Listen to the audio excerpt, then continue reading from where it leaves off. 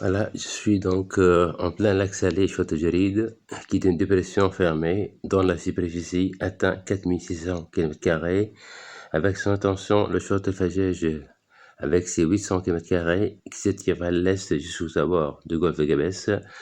Le lac salé de Giride a une largeur de 350 km² et une longueur de 80 km, une longueur de 80 km. Il est bordé à l'est du Château de Fagège et de Djebel Tebaga, qui est la ceinture, au nord de la chaîne de montagnes de Cherb, au sud par le Sahara, donc de dunes de sable, à l'ouest par la frontière algérienne et au nord du désert de Dra, de Djerid et de Château d'Arza avec ses 600 km². Cette dépression fermée est alimentée en eau de la nappe superficielle et du regerlement des eaux pluviales provenant des montagnes qui y drainent des alluvions et des sels minéraux qui s'y déposent et s'y sédimentent. En hiver, il devient vaseux et impossible à traverser en dehors de la route goudronnée. L'été, et avec la forte évaporation de la chaleur, le sel et les gypses se sédimentent et se cristallisent pour former une pellicule de sel à la surface. Le dessèchement de l'argile en dessous du sel et de gypse provoque la fragmentation de la couche de sel en cristaux en forme de polygone. Le lac salé nous offre un paysage varié.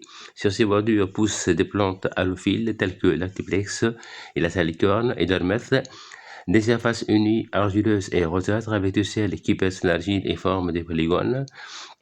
Et enfin des surfaces blanches comme la neige avec du sel d'une épaisseur de quelques centimètres. Au milieu, l'eau jaillit donc par artésianisme en faveur des failles géologiques pour former donc des flaques bordées de sel cristallisé. Alors, ces flaques d'eau ont une coloration rougeâtre et d'être qui est d'origine bactérienne et non géologique.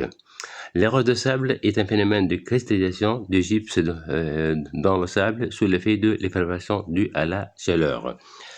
Alors, à l'époque coloniale, les fadéens de Lesseps, artisans de canal de Suez, a développé l'idée d'une mer intérieure en perçant un canal allant de Chott jusqu'au golfe de Gabès, car ils croyaient que le lac était en dessous du niveau de la mer. Mais heureusement que les travaux de nivellement et les relevés topographiques réalisés par le commandant français Roder en 1875 ont permis de découvrir que le Chott est au-dessus du niveau de la mer. C'était donc la découverte de relief appelé Sud-Weather de 30 mètres au-dessus du niveau donc du golfe de Gabès. Le projet a été abandonné pour le grand bonheur de la région car un pareil projet